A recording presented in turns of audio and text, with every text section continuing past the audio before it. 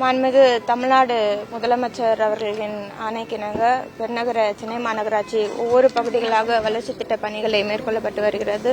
இன்றைக்கு அம்பத்தூர் பகுதிக்கு உட்பட்டு கிட்டத்தட்ட 11,50,00,000 முடிவுற்ற 20 பணிகள் துவங்கப்பட்டிருக்குது. புதிதாக 8 பணிகள் இன்றைக்கு அடிக்கல் நாட்டப்பட்டு 6 பணிகள் அடிக்கல் நாட்டப்பட்டு பணிகள் துவங்கப்பட்டிருக்கிறது. அதில் 2 குல பணிகளாக இருக்கிறது. இன்றைக்கு அதுதான் வார்டு 86 உட்பட்ட பகுதியில் மாண்புமிகு இந்துசாமி அறநிலையத்துறை அமைச்சர் அண்ணன் அவர்களும் இப்பகுதியின் சட்டமன்ற உறுப்பினர் அண்ணன் ஜோசப் சாமுவேல் அவர்களும் மண்டல குழு தலைவர் அண்ணன் மூர்த்தி அவர்களும் இப்பகுதியில் இருக்கக்கூடிய மாமன்ற உறுப்பினர் அண்ணன் கமல் அவர்களும் அம்பத்தூரில் இருக்கக்கூடிய அனைத்து மாமன்ற உறுப்பினர்களும் மாநகராட்சி சார்ந்த டிசி எஜுகேஷன் விஜயராணி மேடம் அவர்களும் ஆர்டிசி பிரவீன் சார் அவர்களும் உடனிருந்து அனைவரும் இத்திட்டப் பணிகளை துவங்கி வைத்திருக்கிறோம்.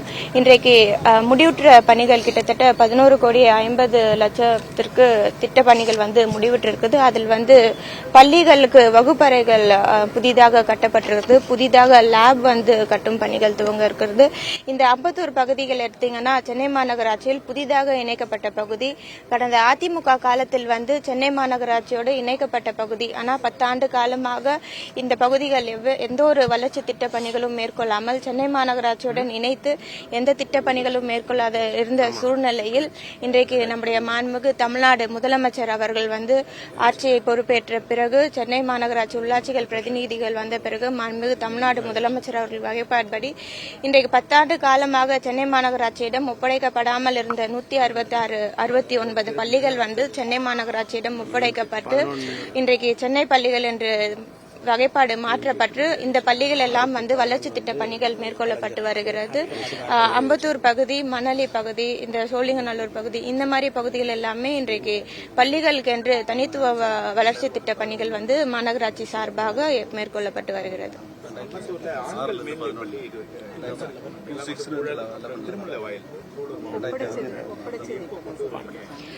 ஆண்களுக்கு தனியா பள்ளிகள் மேம்படுத்தப்பட்டு வருகிறது. பள்ளிகள் தனியா அரசு பள்ளிகள், மாநகராட்சி பள்ளிகள் என்ற 2 வகைப்பாடுகள் இருக்கிறது.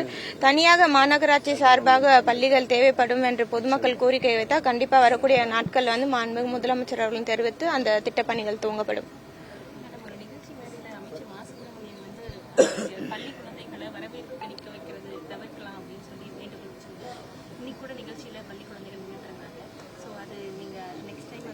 இல்ல, மாண்புமிகு மருத்துவ மற்றும் மக்கள் நல்வாழ்வுத்துறை அமைச்சர் அண்ணன் அவர்கள் ஒரு பள்ளியில வெயில்ல குழந்தைங்களை நிறைய நேரம் நிக்க வைக்கிறதுனால காலை உணவு சில நேரங்கள்ல குழந்தைகள் உட்கொள்ளாத சூழல் இருக்கிறதுனால கடந்த காலங்களில் குழந்தைகள் அந்த மாதிரி மயக்கம் ஏற்பட நிலை இருந்தது என்று தெரிவித்தார்கள். ஆனால் இன்றைக்கு நம்முடைய மாண்புமிகு முதலமைச்சர் முத்தான திட்டமான காலை உணவு திட்டம் வழங்கப்பட்டு வருகிறது.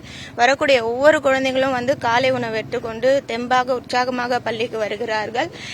இருந்தாலும் வெயில்ல குழந்தைங்களை நிக்க வேண்டாம் அப்படின்றதான் தெரிவித்திருந்தாங்க. இன்னைக்கு பாத்தீங்கன்னா க்ளோஸ்ட் ஆடிட்டோரியம், அங்க குழந்தைகள் நாங்க வரோன்றதுக்காக அவங்களே உற்சாகமா வரவேற்கிறாங்க. இதுக்கும் அதுக்கும் எந்த ஒரு கனெக்ஷனும் இல்ல. ஆனா குழந்தைங்கள வெளியில நிக்க கூடாது, வெயில்ல ரொம்ப நேரம் நிக்க வைக்க கூடாதுன்னு அனைத்து அரசியல்களுக்கும் அறிவுறுத்தப்பட்டிருக்கிறது. செய்திகளை உடனுக்குடனும் துல்லியமாகவும் தெரிந்து கொள்ள சப்ஸ்கிரைப் பண்ணுங்க.